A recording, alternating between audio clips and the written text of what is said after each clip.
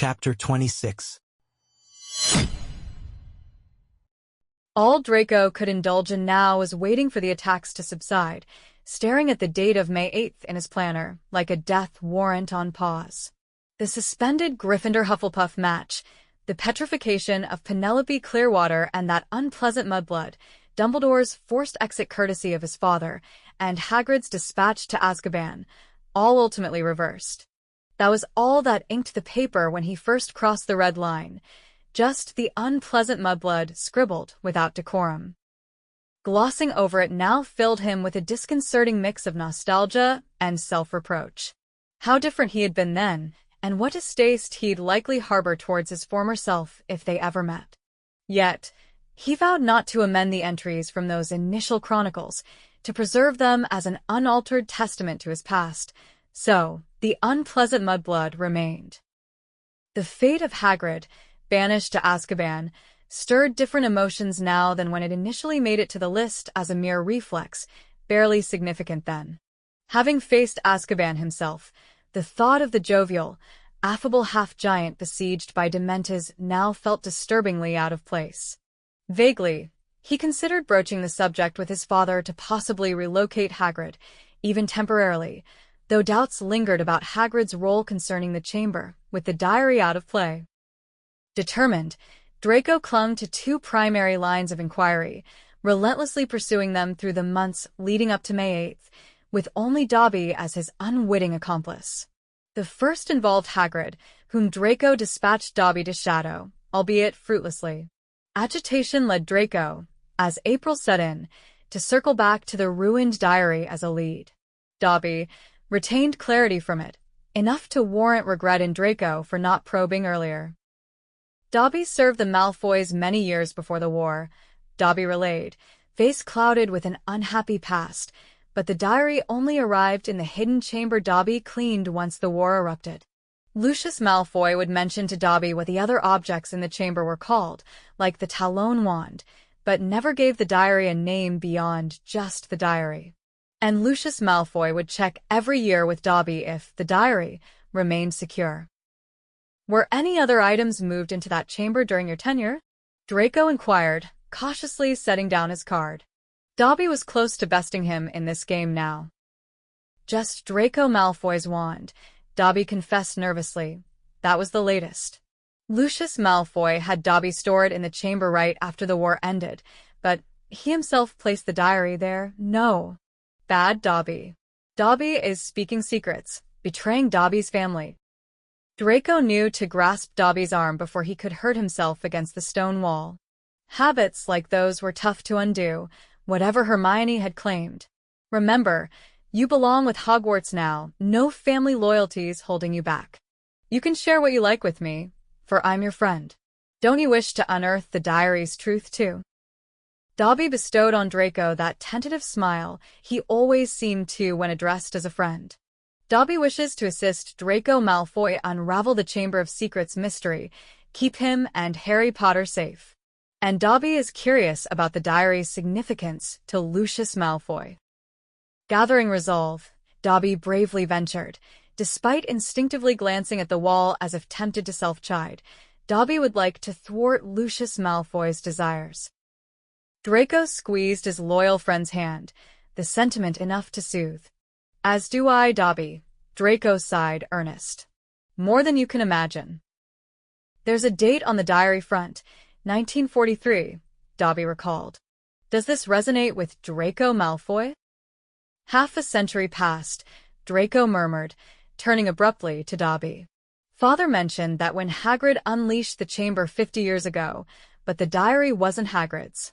The initials T.M. Riddle were marked inside." "Dobby has seen T.M. Riddle somewhere," Dobby admitted regretfully, "but Dobby can't recall where." The following day, instead of settling their snap match, Dobby awaited Draco, excitement palpable, within the winding paths of the Slytherin hideaway. "Dobby has remembered," he exclaimed eagerly. "Dobby will show where Dobby saw T.M. Riddle." Draco glanced around uneasily. "Is it far? Severus would be irate if I'm caught after hours." Dobby grasped Draco's arm, snapped his fingers, and in an eye blink transported them into the trophy room. Dobby, Draco whispered in outrage, pulling from him, scanning nervously. You can't operate inside Hogwarts. It's supposed to be impossible. Elf magic differs, Draco Malfoy, Dobby explained serenely. No surprise then Dobby abetted Potter's escape from Malfoy Manor. Little wonder Draco struggled unlocking the chamber's secrets. Perhaps the Sorting Hat had its reasons not to sort him into Ravenclaw. Observe, Dobby beckoned keenly, leading Draco to a hefty plaque inscribed awarded to T.M. Riddle for special services to Hogwarts, 1943. A glistening Hogwarts crest of its 4 houses twinkled beside Riddle's name. Special services to Hogwarts, Draco pondered aloud. Any idea what those might entail? No other recognition like this exists, Draco Malfoy. On a whim Draco approached Hagrid's hut the next afternoon, the refreshing breath of spring rendering the solitary ambulation enjoyable, familiar as he was with solitude this year. Anything beat Azkaban's solitary confines. Thoughts of Azkaban, paired with Hagrid's plight, stirred an unease as the cabin appeared. But Draco consoled himself. It'd be temporary. Hagrid, more robust than him, would likely withstand that grim place better. Yet, guilt pooled within as the giant exclaimed warmly, "Little dragon? What brings you out here all alone like this, Draco found himself unable to refuse the offer of tea with Hagrid. It seemed like Hagrid welcomed the company, leaving Draco to muse whether his father's letter had impacted the frequency and warmth of visits from the Gryffindor trio, making him feel twice as guilty. Am I betraying him? Draco wondered. Sitting here listening to Hagrid's chatter about his cabbages, sipping his tea, and gnawing on those rock-hard cakes, while knowing that soon enough he'll be in a dreadful place because of my father. Some aspects of this betrayal felt unavoidable, armed with the knowledge the blue loop had provided, known but inexpressible. Yet this felt especially egregious, considering he had never treated Draco differently just because of the rumors about him being the heir, something no one else, not even Severus or Hermione, could claim. Perhaps it's only natural for those rumors to alter his behavior. Maybe Hagrid hasn't changed because he is the heir of Slytherin. Hey, Hagrid, Draco ventured, feeling a tad hesitant but knowing he had to press on as soon as the tea was finished. You went to Hogwarts ages ago, right? Did you know someone named T.M. Riddle? I think you both were at the school simultaneously. When Hagrid choked on his tea and cake, Draco quickly cast an apneo and soon stared into Hagrid's shocked eyes, his hand rubbing his throat as if he'd seen a ghost. Where'd you learn that name? Draco winced, took a breath, and sighed. I think my father had something of his at Malfoy Manor. And I believe T.M. Riddle might be linked to the Chamber of Secrets. Hagrid gawked, long enough for Draco to worry Hagrid might decide to unleash a huge spider upon him. But when he finally spoke, his voice was hoarse, more a plea than a threat. What has your father told you? With closed eyes, Draco pulled out the letter from his pocket and handed it to Hagrid, whose face turned as pale as Draco had ever seen. Draco was relieved that his father didn't date his letters. I never for a moment thought you were guilty, Draco fibbed, or I wouldn't be showing you this. A tear rolled down Hagrid's cheek, which he wiped away. Thought I'd left it all behind. Merlin, Draco, why were you showing me this? Your father says to burn it. Feeling awkward at the potential for emotional Gryffindor behavior, Draco averted his eyes. You don't deserve Azkaban, Hagrid. I don't want to see you there. Draco yelped as Hagrid swept him into a tight embrace between the towering arms, leaving him both stunned and squeezed.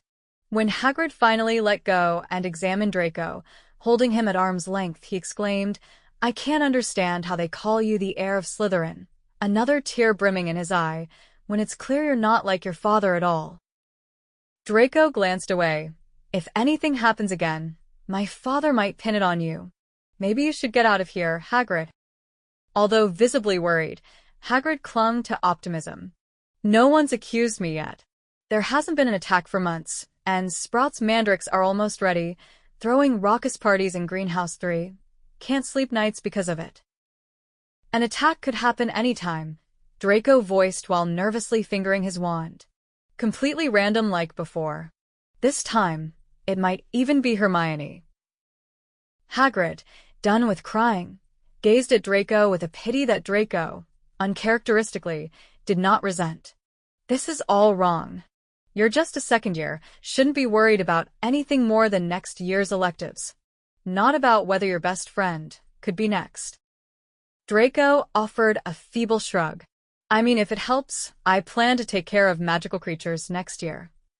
Reminded of his mission, he resolutely stated, Hagrid, I want to help you. But you have to tell me about T.M. Riddle and his connection to the Chamber of Secrets or my father. Hagrid sighed and composed himself. Promise me, little dragon. Swear you won't tell Harry or his friends. It'd destroy me if they knew what everyone thought I did. Promise. Draco nodded, glossing over that he already had. TM must mean Tom Riddle. No other Riddles were at school with me. He was a Slytherin. Got no clue why he'd be involved with your father, being Muggle-born. Draco puzzled over a Muggle-born Slytherin. He used to hang out with your grandfather sometimes.